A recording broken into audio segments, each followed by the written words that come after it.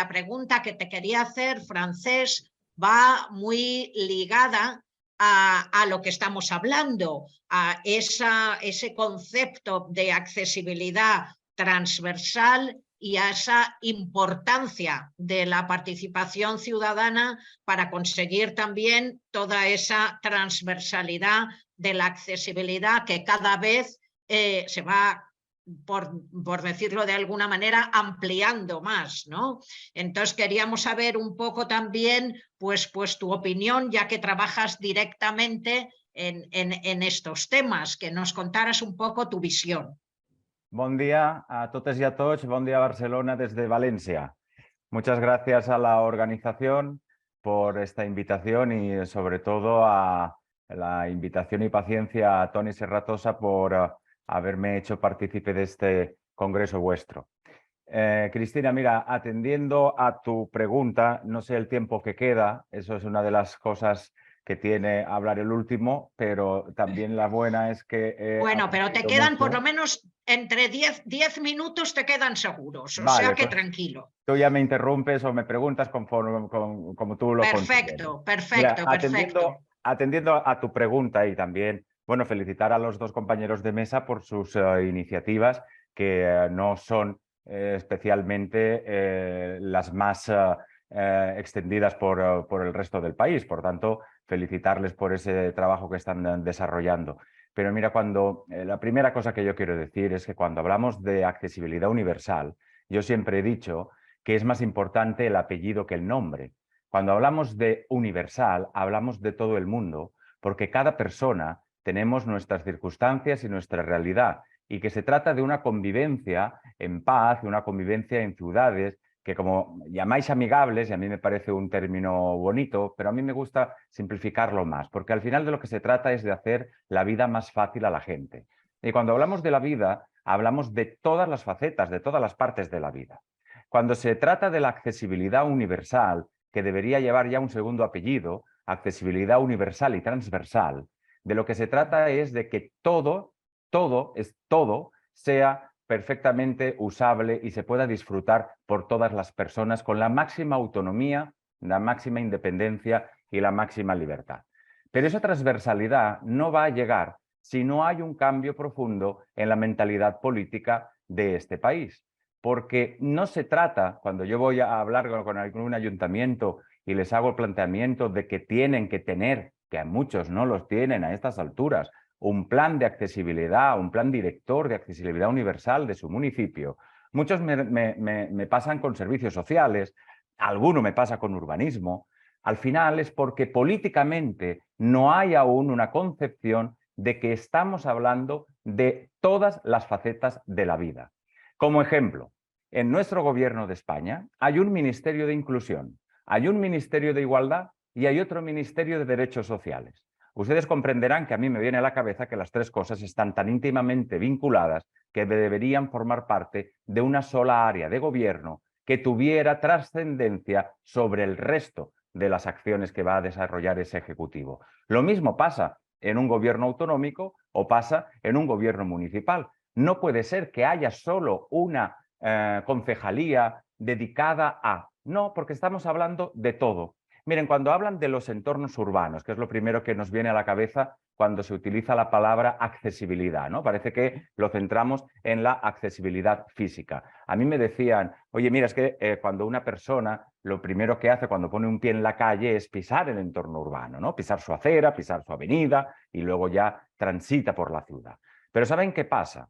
Que ya esto no solamente va de entornos físicos. Y hay obligaciones que las administraciones públicas de todo signo están incumpliendo permanentemente por más que estén recogidas en la ley. Porque, y si me permites el símil, Cristina, cuando desarrollamos el plan de accesibilidad de Renfe, lo que hablábamos es de toda la cadena de viaje, no solamente del acceso al tren o no solamente de poder llegar a la estación, sino desde que uno se levanta y piensa en viajar hasta que abandona la estación de destino. Pues si me permitís ese símil, es lo mismo en el ámbito de la ciudad, porque ahora yo puedo visitar el ayuntamiento a través de mi página web y tienen que ser accesibles. Desde hace 3 años es obligatorio que todas las administraciones públicas tengan sus páginas web accesibles. Porque yo puedo empezar el día viendo cuáles son las actividades que tiene el ayuntamiento para mí y lo hago desde mi página web, pero si no es accesible ya no estamos en las mismas condiciones de igualdad para poder tener esa información. Y luego transitaré por la vía pública. Por cierto, ha dicho una cosa muy interesante el anterior compañero Joan, en el sentido del diseño de las plazas y de las avenidas por centrarnos en la parte física. Pues miren, hay una orden que se aprobó en enero del año 2022 por parte del Ministerio de Movilidad de diseño universal de los espacios públicos que hoy en día, con todas las reformas que se están haciendo, seguramente porque vienen las elecciones, de plazas, avenidas y parques, no se están cumpliendo. Ya no depende solamente de la sensibilidad o de la educación o de la voluntad del arquitecto que diseñe. Se trata de que se cumpla la ley.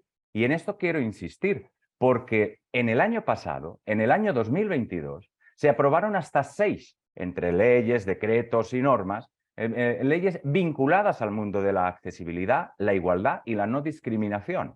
Estamos aprobando leyes, lo cual es algo significativo en el buen sentido, ya que da a entender que el poder político cada vez tiene más sensibilización sobre el tema.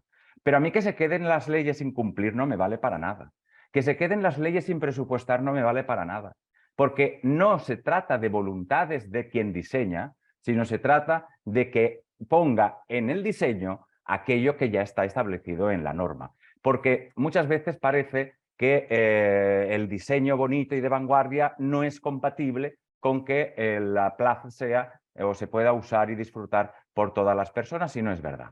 Porque hay experiencias a lo largo de todo el mundo donde la accesibilidad y el diseño universal son perfectamente compatibles con diseños estéticos y de vanguardia. Pero no solamente hablamos, y por cierto, cuando hablamos del diseño de plazas, igual que el diseño de edificios públicos, no solamente hablamos de la accesibilidad física, sino también de la sensorial. Y también hay cada vez más estudios referentes a la situación emocional, cómo se puede mejorar y hacer más fácil a todos los sentidos y a todos los niveles el tránsito, el uso y el disfrute de la trama urbana. Pero también de los edificios, y cuando digo de los edificios digo de todos. No solamente hablo del ayuntamiento, no solamente hablo de la Casa de la Cultura o de la biblioteca pública o de los polideportivos o de las sedes de la policía local. Es que estamos hablando de la transversalidad en todo su ámbito y por tanto no podemos quedarnos solo en establecer una área concreta del ayuntamiento que a veces queda más en una, bien queda que en una ejecución real. Porque cuando hablamos de accesibilidad y de transversalidad, también estamos hablando, como han dicho antes los compañeros, de la formación de las personas que forman parte o que son prestadores o que trabajan para la administración y prestan sus servicios de atención al público. Pero no se trata solamente de aquella persona que está en la ventanilla y tiene que atender a un ciudadano o a una ciudadana. ¿Cuántos planes de formación creen ustedes que tienen las policías locales en España que hagan que sepan cómo tratar mejor, cómo atender mejor y cómo, por tanto, prestar un mejor servicio a personas con discapacidad? La policía local forma parte de esa amigabilidad, forma parte de ese concepto de hacernos la vida más fácil. Pero igual que la policía local, lo hace el socorrista de una piscina o lo hace el que atiende en una biblioteca pública. Por tanto, debemos entender que la formación, la capacitación y la sensibilización son partes y ejes fundamentales de la transversalidad.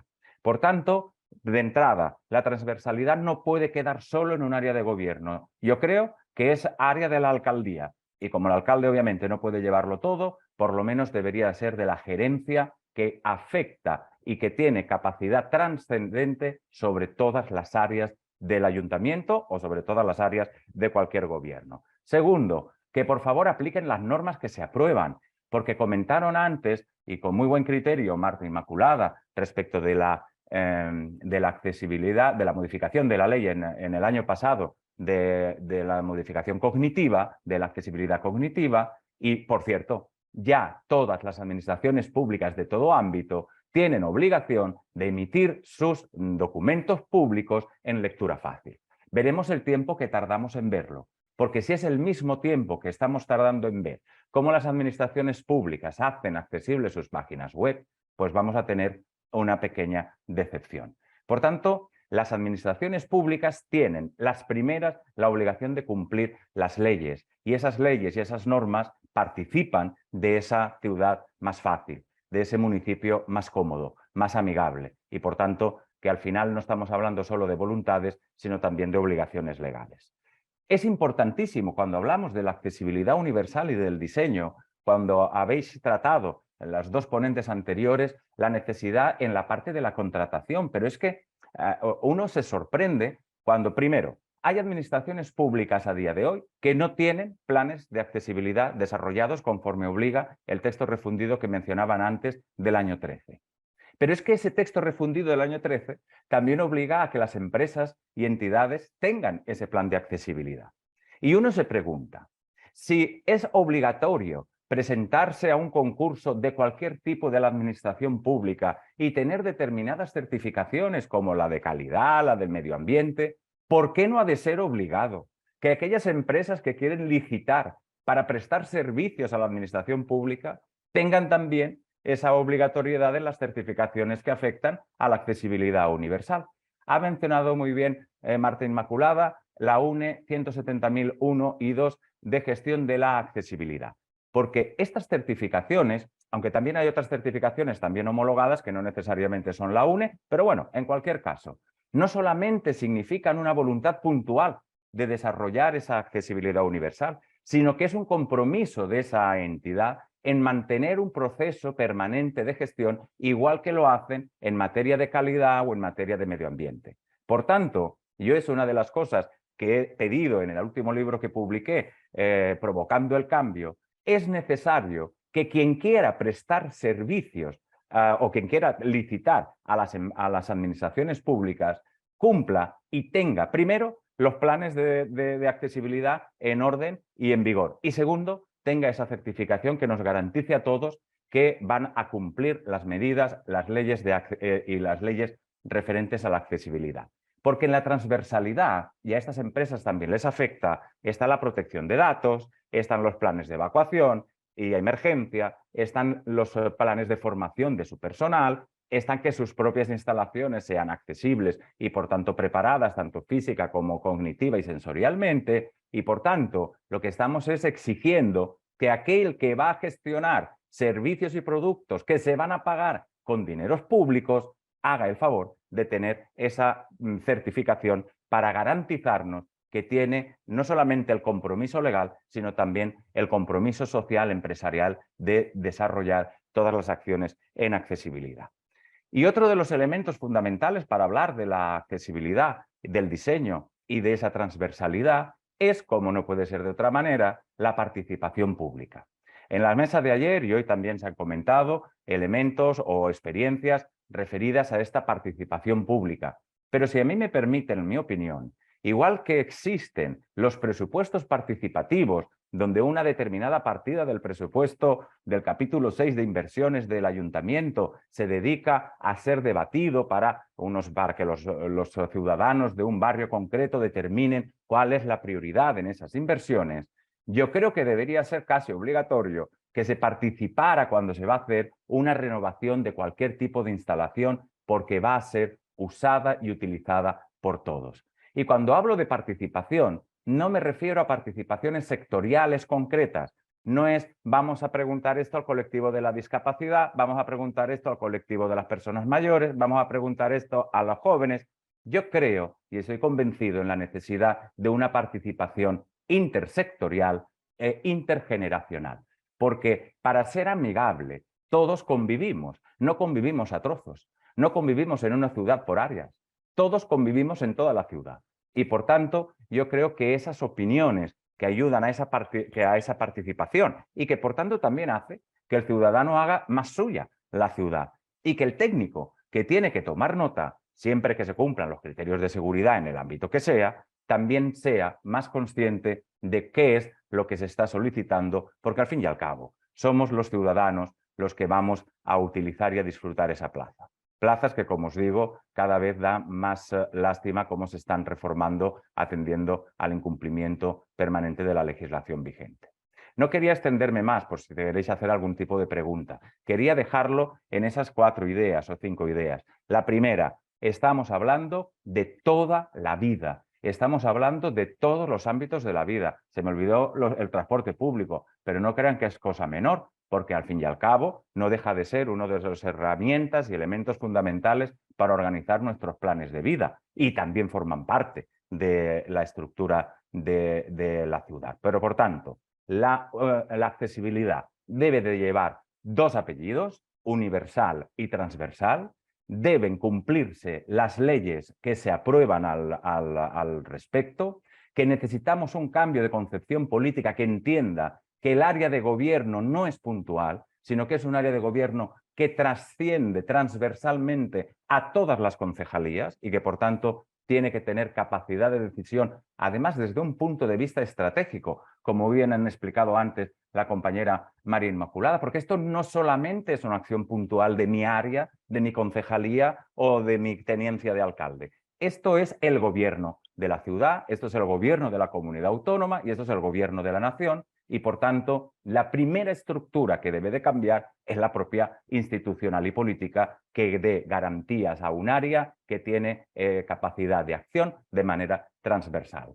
Las certificaciones, fundamentalmente, para esas empresas que quieren licitar y prestar servicios a los ayuntamientos o a las administraciones públicas y, como os digo, una participación intersectorial e intergeneracional que nos ayude a entender que la sociedad es activa. Siempre se ha hablado en este país que estamos muy organizados en ese tercer sector, pero yo no quiero que el tercer sector funcione por sectores, sino que sea una comunidad global que participa, porque al fin y al cabo estamos todos involucrados en nuestra ciudad, que es parte de nuestra vida fundamental, donde desarrollamos nuestra convivencia al margen de nuestra vida privada en nuestra propia casa.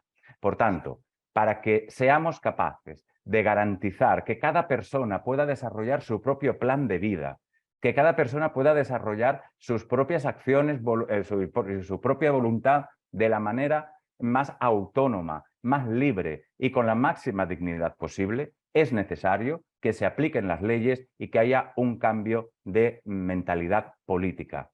Por tanto, y acabaría con esto, señores políticos, por favor, hagan que nuestra vida sea un poco más fácil, porque en sus manos está. En sus manos están las leyes, en sus manos están los presupuestos y en sus manos están las iniciativas de los cambios.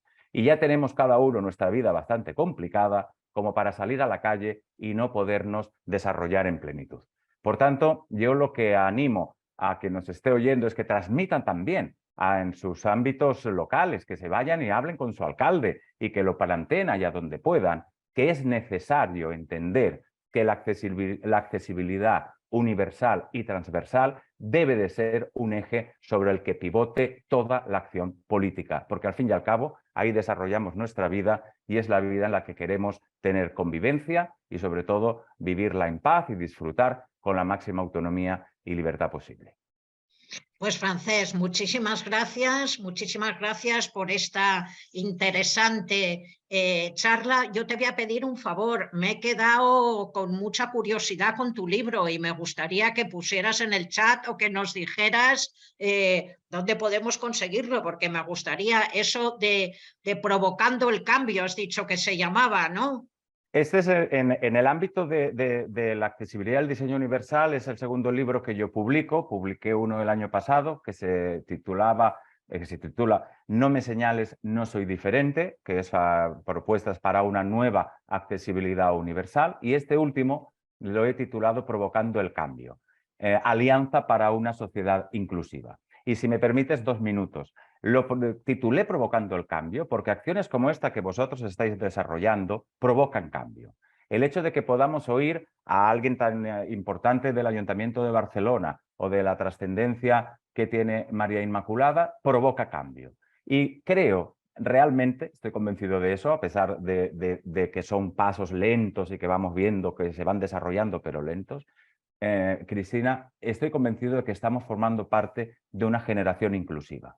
Estamos formando parte de una nueva manera de pensar y de una nueva manera de actuar. Lo que pasa es que vamos lentos, que nos gustaría ir más rápido en para conseguir esa inclusión real para la que todos trabajamos. Yo os pondré el enlace porque se editó en edición Kindle, pero bueno, tengo ejemplares en papel para poderlos hacer llegar a quien tenga interés y poderlo, obviamente, debatir y compartir con todos vosotros.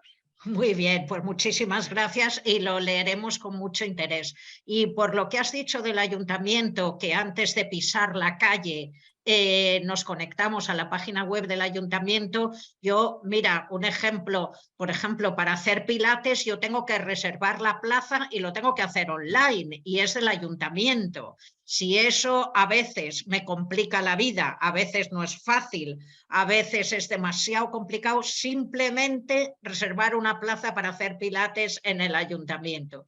Pues verdaderamente todos los sistemas digitales necesitan mejorar mucho en amigabilidad y que a veces no todo tiene que ser digital. Es verdad que hay cosas que se mejoran con lo digital, pero por favor no nos olvidemos tampoco de todo lo que es presencial, porque si no, mal vamos. Y eso, desde luego, por parte de las personas mayores lo tenemos muy claro, ¿no? Una pregunta que nos llega y que yo creo que está muy, muy adecuada para lo que tú nos has contado y que también, Marta, si tú también quieres contestar, pues también. Nos preguntan cómo pueden el sector privado colaborar con los ayuntamientos. Tú ya has señalado que una de las cosas que pueden hacer es tener un plan de accesibilidad que esté debidamente implementado. Pero ¿creéis que es importante en este tema transversal de la accesibilidad también que el sector privado forme parte de esta transversalidad? Es una pregunta que nos hacen, que nos llega de personas que os están oyendo. Mira, Cristina, por la primera parte que has apuntado sobre las páginas web, nos encontramos con dos problemas en el ámbito tecnológico. Uno es que precisamente las administraciones no han adaptado aún, algunas de ellas, bueno, la mayoría, no han adaptado aún sus páginas web y sistemas telemáticos a la accesibilidad. Y la otra es la brecha digital, porque aunque estén adaptadas, también necesitamos que la gente esté formada para poder utilizar de la mejor manera posible para su uso y disfrute esas tecnologías. Respecto de la empresa privada, habría como dos ámbitos a mi juicio. Por un lado, la obligación de la empresa privada, que ya viene marcada en el texto refundido del año 13, de que los que prestan servicios a las administraciones tienen que tener establecidos sus programas de accesibilidad, las propias empresas, y en esa empresa cumpla su propio plan director de accesibilidad. Pero eso no le afecta a la administración en más que lo que yo apuntaba antes. La administración obligue a que la empresa que quiera licitar, obligue, mejore, llamarlo como quieran. Pero si es eximente para algunas certificaciones, la UNE de accesibilidad o certificación homologada similar debe también incorporarse en los pliegos de condiciones para aquellas empresas que quieran prestar servicios o construir una acera, porque al fin y al cabo de lo que se trata es de que se cumpla la ley y que tengan sus planes de accesibilidad y su certificación. Por otro lado, las empresas privadas tienen su responsabilidad social corporativa. En esa parte no es legislable, es decir, cada uno priorizará desde su punto de vista empresa cuáles son aquellas acciones que considera más oportunas. Hay empresas, aquí en Valencia, por ejemplo, que financian o que ayudan o que subvencionan a clubs de baloncesto de personas en silla de ruedas. Hay otras empresas que prefieren que su responsabilidad social corporativa esté centrada en el ámbito medioambiental. Yo en esa parte puedo opinar poco. Animaría a las empresas a que dedicaran parte de sus esfuerzos, parte de sus beneficios y parte de su compromiso social al ámbito de la accesibilidad y sobre todo al ámbito de la igualdad, que es yo donde creo que deberíamos centrar también los esfuerzos. Y por otro lado, exigir que se cumpla la ley y que las empresas tengan desarrollados sus planes de accesibilidad y que quien quiera presentarse a las licitaciones públicas, por lo menos, tenga ese plan de accesibilidad en vigor. Muy bien. Marta, no sé si tú querías decir algo del tema de las empresas Sí, privadas. efectivamente. Yo en primer lugar quería felicitar a Francesc por su magnífica exposición y coincido con él, que lo que tenemos que hacer es cumplir la ley. Desde el año 2013 tenemos que cumplir una serie de cláusulas que ya están establecidas en la normativa vigente. Los ayuntamientos tenemos que tener planes u ordenanzas de accesibilidad, como es el caso del de Salamanca, que lo tiene. Y en esos planes de accesibilidad involucramos también al sector privado, que también tiene que cumplir con sus propios planes de accesibilidad. Por lo tanto, eso en todo caso.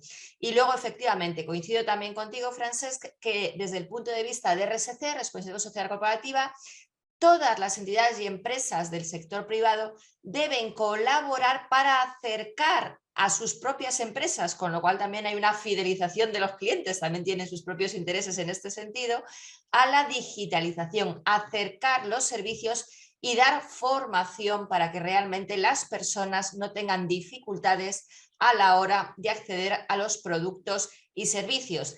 También en el ámbito de redes, empresas como Telefónica, por ejemplo, en la implementación de 5G, sobre todo en el medio rural, que he visto por ahí alguna pregunta, tienen mucho que decir. La conectividad en redes y el acercamiento al 5G también supone romper barreras, en este caso tecnológicas.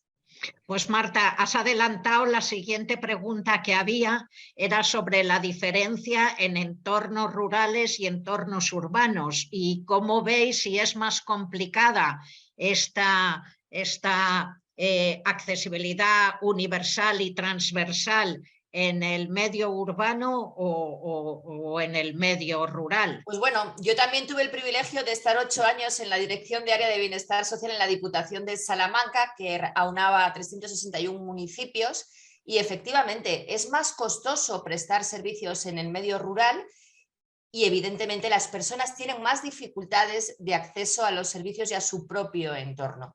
Las barreras son fundamentalmente físicas, todos los servicios están más alejados y tienen más barreras arquitectónicas.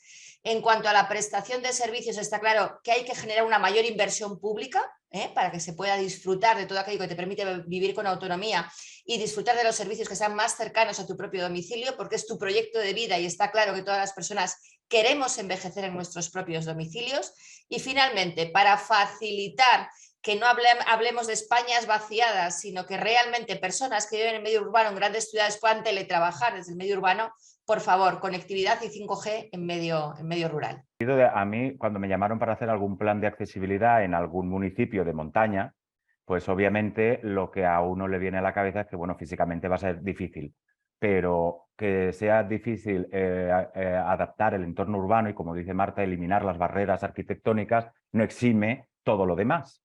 La formación de la gente, la protección de datos, los planes de evacuación y de emergencia, la aplicación de las tecnologías, que como bien apunta, es uno de los elementos que más ayudan en esos ámbitos y además, por cierto, son inversiones de las más baratas. A veces pensamos que hay que hacer grandes obras para mejorar la accesibilidad cuando todo el mundo, y yo por eso en esa alianza pido que se pongan de acuerdo los poderes políticos, las universidades, las empresas, los centros de investigación, porque todo el mundo está desarrollando e investigando elementos tecnológicos que pueden ser de mucha ayuda en todos los ámbitos, en el urbano, de las grandes ciudades o en el ámbito rural. Pero la accesibilidad, que si bien física en el ámbito rural puede ser más compleja, no tiene por qué eximir que se cumplan las medidas de accesibilidad sensorial y cognitiva que conllevan también que las personas puedan desarrollar su propio plan de vida, intentando por eso la máxima autonomía. Yo lo que creo es que la obligación va para todo el mundo, salvando todas las barreras que obviamente es como cuando a mí me decían en el ámbito de paradores del Estado. Oye, Francesc, es muy difícil porque nosotros tenemos monasterios y tenemos palacios que puedan ser accesibles físicamente. Bueno, soluciones ya las habrá, porque cada vez hay más soluciones incluso para dar respuestas físicas. A lo largo de todo el mundo hay experiencias que cada vez son más sorprendentes para la eliminación de las barreras físicas, que a veces también deberíamos pararnos a analizar. Yo que vengo del mundo del derecho, siempre nos enseñaron lo del derecho comparado. Pues esto es lo mismo. Saber cada uno lo que está haciendo e intentar adaptar, porque a veces copiar es difícil, poder adaptar aquellas realidades a la tuya. Por tanto, yo creo que estamos en un momento de cambio conceptual y que lo que creo es que tenemos que aprovecharlo. Ay, muy bien, pues muchísimas gracias a los dos. Mira, me llega otra pregunta y dice que se trabaja mucho en planes de accesibilidad, pero que luego el mantenimiento no es tan bueno y que, por ejemplo, en las terrazas se pone el mobiliario de una manera que no cumple tampoco, se arreglan las aceras y se hacen accesibles, pero no se ponen medios para que esa accesibilidad se pierda al llenarlas de terrazas, bicicletas, motos, patines, mobiliario auxiliar de hostelería, etcétera, con lo que se pierde el objetivo que se pretende. Se plantea esta situación en los ayuntamientos, o sea, cómo vemos el mantenimiento de esta accesibilidad, no solo la ley, sino también el mantenimiento a lo largo del día a día. Me imagino que es Marta casi esta pregunta, bueno, para los dos Sí, podéis bueno, contestar. es que creo que hay que creerse la cogobernanza, ¿no? Entonces, si tomamos decisiones desde los gobiernos locales que no responden a las expectativas de la ciudadanía, algo estamos haciendo mal, ¿no? Nosotros ahora hemos constituido recientemente los consejos zonales, que son precisamente para poner en conocimiento de la ciudadanía los proyectos urbanísticos o obras que ya están desarrollando si no hemos llegado a tiempo de exponer el proyecto, y que la ciudadanía opine y proponga, no solamente con obras también o infraestructuras, sino también con servicios. Por lo tanto, este tipo de decisiones se deberían someter también un poco a la población que vive en los barrios y evidentemente pues evitar cometer esos errores en el mantenimiento evidentemente de los entornos, ¿no? Bueno, yo creo que bueno, lo del mobiliario urbano es una risa. Yo ya os lo digo por la experiencia, porque hay mobiliario urbano que parece que está puesto adrede para romper espinillas. Da igual tengas o no tengas discapacidad, seas persona que tengas o no tengas discapacidad. No hay a veces ningún orden en dónde y cómo se ha puesto ese mobiliario. Perdonad que me ría, pero es que a veces hay algunas experiencias que a estas alturas aún dan un poco de pena. Fuentes de agua potable que, bueno, es que son prácticamente inaccesibles para todo el mundo. Imagínate para una persona con discapacidad.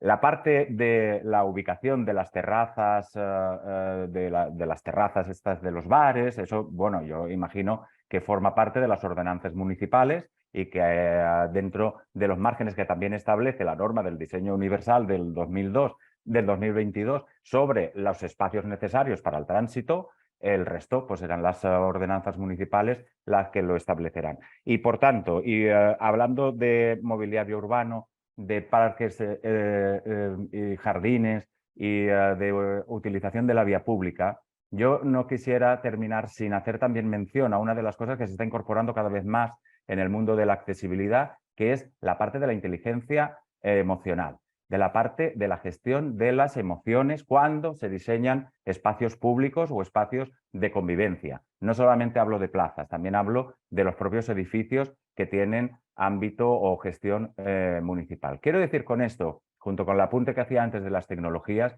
que se está avanzando, que hay mucha investigación que hace que las ciudades, que los entornos que vamos a convivir cada vez sean más fáciles. A mí me decía un amigo argentino, tú al final de lo que estás hablando es de que la ciudad sea más humana. Pues esa sería mi conclusión. Queremos ciudades más humanas. Muy bueno, muy bueno. Y hablando de ciudades humanas, nos llega yo creo que ya la última pregunta, porque por hora vamos a tener que cortar. Dice, contamos con el derecho a ser atendidos presencialmente y no obligados a hacer todos los trámites online. Y es interesante que se sepa. Debemos reivindicar este derecho que tenemos como personas y que no se nos puede arrebatar. Lo hemos comentado antes de pasada, pero desde luego el derecho a la información, el derecho a la participación están por encima de la digitalización, con lo cual si el derecho se rompe, pues, pero bueno, estoy contestando yo y los que tenéis que contestar sois vosotros, perdonad. Es que, a ver, y tiene toda la razón la persona que lo plantea. Conforme a la ley 39 de 2015, las personas, los particulares, no tienen por qué relacionarse electrónicamente con la administración. Tienen derecho a relacionarse presencialmente y a través del medio que estimen oportuno. Nosotros en el ayuntamiento lo estamos garantizando y debería de seguir siendo así. Muy bien, muy bien. Pues yo solo añadir a eso que estoy totalmente de acuerdo en que la atención presencial es uno de los elementos fundamentales en la administración pública, pero hay que prestarla bien, con los espacios bien configurados, con los mostradores bien configurados, con los sistemas tecnológicos y telemáticos necesarios, el bucle magnético, los pictogramas, todo. No solamente es que alguien me atienda, sino que alguien me atienda y me atienda bien, y que por tanto también esté formado y capacitado para poder atender a las diferentes personas con las diferentes circunstancias o las discapacidades que cada uno tenga, tanto sea por la discapacidad visual, cognitiva o sensorial. No hay, quiero decir, sin eliminar la atención presencial, es fundamental que ésta se preste en buenas condiciones, porque al final, y yo creo que es un elemento que Marta Inmaculada habrá visto también en su ciudad, cuanto más se invierte y cuanto más se desarrolla en todos los ámbitos en materia de diseño y de accesibilidad universal, la calidad de los servicios aumenta. La percepción que tiene la gente en general. Nadie piensa si usted me ha puesto esa pantalla para mí o no. Yo lo que sé es que veo mejor. Yo no sé si usted ha quitado ese escalón pensando en mí o no. Yo lo que sé es que entro y salgo mejor. Cuanto más se invierte, tanto en el ámbito público como en el ámbito privado, en materia de accesibilidad, más aumentan los parámetros de calidad de ese servicio. Y por tanto, parece con esto bastante extraño que los políticos no lo tengan como una prioridad. Muy bien, pues muchísimas gracias. La verdad que yo, claro, como me encanta el tema, me quedaría escuchándoos muchísimo más tiempo, pero quiero ser responsable con el tiempo. Tenemos que ir acabando. Yo os quería de verdad a los tres que habéis estado agradeceros enormemente vuestra generosísima participación. Hemos aprendido mucho con vosotros y ha habido bastantes preguntas, pero si alguna persona que nos ha estado escuchando se ha quedado con ganas de saber más, os pedimos también a los tres que si os llegan las preguntas, pues que nos los contestéis por correo electrónico o por la vía que sea y nosotros se las podamos hacer llegar. Bueno, como digo, desde luego ha sido una mañana muy interesante y muy fructífera. Quiero agradecer también al Ayuntamiento de Barcelona, a la Diputación, a la Generalitat, al Ayuntamiento de Salamanca, el que nos hayáis